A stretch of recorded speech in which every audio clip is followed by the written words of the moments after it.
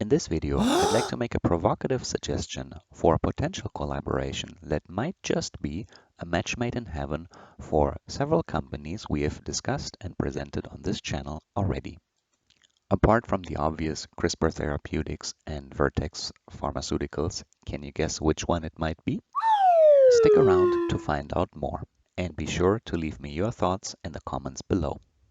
Although I have a PhD in biomedical engineering and over 15 years of working experience in the healthcare industry, I do not intend to give you investment advice.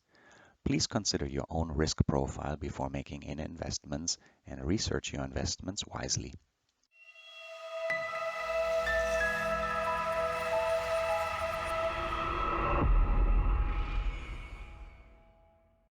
Now, just to be clear, I'm only sharing an idea, a personal idea here, and my thoughts around it. There have been no announcements whatsoever, no collaboration announced, so please don't go out and make any investments just because I'm sharing an idea here. However, if you stick around and entertain the idea I'm about to share, and perhaps even if Crispr Therapeutics or Vertex might come across this video, this might be some food for thought for them as well. In this video, I'm sharing my thoughts about combining the clinical outcomes and results from two companies who work independently on slightly different related topics, yet if combined, could potentially have a vastly superior clinical benefit and also offering to patients as well as the treating physicians alike. So, here's the idea. So, first let's review the steps involved in the treatment for sickle cell disease and beta thalassemia with CRISPR Therapeutics CTX001 compound. This CRISPR-Cas9 gene editing treatment aims at modifying hematopoietic stem cells in order to increase the expression of fetal hemoglobin in the patient. As this is an ex vivo gene editing approach, first the hematopoietic stem cells have to be obtained and collected from the patient, and then the gene editing takes place outside of the patient's body. Once the gene editing of those cells is complete, they are quality controlled, checked, tested, and preserved, and then later on shipped back to the hospital where they're being infused back into the patient. The patients in the meantime have undergone so-called myeloablative treatment. This means that the blood-forming stem cells in the bone marrow have been destroyed by medication, and therefore the bone marrow is then ready to accept the genetically modified cells that are being reinfused, and those then have to be engrafted and multiply in order to basically make up a different constitution of blood, namely that with much increased levels of fetal hemoglobin. So, in fact, CRISPR Therapeutics treatment relies on the sufficient availability of these hematopoietic stem cells being collected from the patient's body. There are generally very small amounts of hematopoietic stem cells circulating in the blood flow. So in order to increase the ability to collect these and isolate these cells from blood, treatments have to be administered in order to increase the amount of hematopoietic stem cells in the bloodstream. CRISPR Therapeutics and Vertex Pharmaceuticals do not really address the complexities around this preparatory step that is necessary in order to ensure the availability of the cells that then can be edited with their treatment. It is well known that not all patients correspond well to the gold standard treatment that is administered to induce the mobilization of hematopoietic stem cells. And if this is the case for a particular patient, they have to undergo this type of treatment multiple times in order to ensure that sufficient amounts of hematopoietic stem cells can be obtained.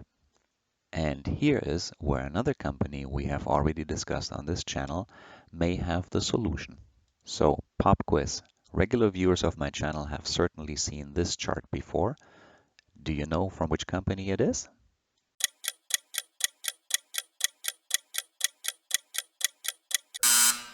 We're looking at Bioline RX and their Motixafortide treatment. Coincidentally, one of its many indications is in fact for the mobilization of stem cells, specifically hematopoietic stem cells. So now, wouldn't it be just absolutely fabulous combining the best way of mobilizing hematopoietic stem cells in order to collect them, combined with hopefully what turns out to be the best gene editing of these cells in order to administer the best treatment in class to address sickle cell disease as well as beta thalassemia. If these two treatments were to be combined into one package or service offering, I am sure that the treating physicians, patients, as well as payers would see the added value. And coincidentally, Bioline RX are interested and open to out-licensing their treatment. However, in order to bring back some realism to this wild idea, let's explore for a few minutes what it would take in order to make this happen from a clinical and regulatory point of view. Well, first of all, the scope of the indication of Motixafortide would have to be expanded. As you can see here from Bioline's prior clinical activity, in the phase 2 trial, they have used this for the stem cell mobilization in many different disease indications. However, neither beta thalassemia nor sickle cell disease was one of them. Furthermore, if we look at the recent phase 3 clinical trial, this was very specific, aimed at patients with multiple myeloma. One could certainly try to argue that the mechanism of action to mobilize hematopoietic stem cells from the bone marrow is independent of the disease that the patient is actually suffering from, which requires this kind of prior treatment. And given a conservative, yet clinically more plausible and perhaps advisable route, it would certainly make sense to investigate the use of Motixafortide for hematopoietic stem cell mobilization in patients who in fact suffer from sickle cell disease as well as beta thalassemia. And once the safety and efficacy of stem cell mobilization in patients with beta thalassemia and sickle cell disease have been proven, nothing stands in the way of having an exclusive license of Motixafortide for specifically these patient populations, which then move on to receive the CRISPR-Cas9 gene modifications. Since much of the clinical groundwork has been done, for example, I would expect that the dosing of Motixafortide would probably be the same in the disease populations beta thalassemia and sickle cell disease. The only data that would have to be generated is basically showing that the same amount of stem cells are mobilized in these patient populations. Additionally, the cells should not be altered in any way so that the subsequent CRISPR-Cas9 gene edit can work without any issues. This should also be proven in ex vivo clinical work.